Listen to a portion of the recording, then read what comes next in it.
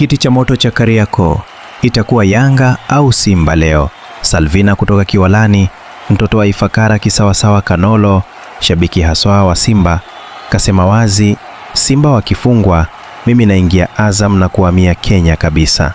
Hili ndilo joto la Jumanne tarehe 16 Septemba 2025 pale uwanja wa Benjamin Mkapa wenye mashabiki 60,000 uliojengwa kwa dola milioni 56, ukafunguliwa mwaka 2007, sasa ukibaki kuwa kaburi la matumaini na chungu cha historia. Ni dabi ya Kariakoo ya 112 tangu mwaka 1965. Yanga wameshinda 39, Simba 32 na sare 40. Yanga mabingwa mara 81 wakitawala misimu minne mfululizo.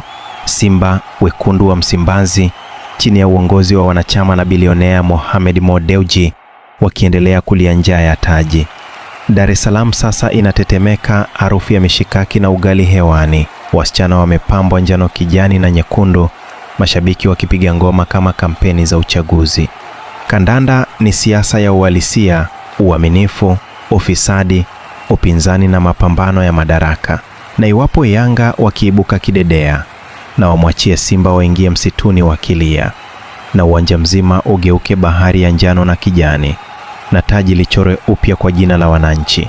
Lakini Simba wakipiga mbogo, na waipindue meza ya Kariakoo bila huruma, na ngurumo zao zifute nyimbo za njano kijani, na ushindi wao usikike Afrika nzima kama dhoruba.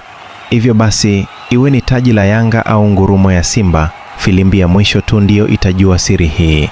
Swali kuu linabaki, nani atathubutu kuuteka Mkapa usiku huu?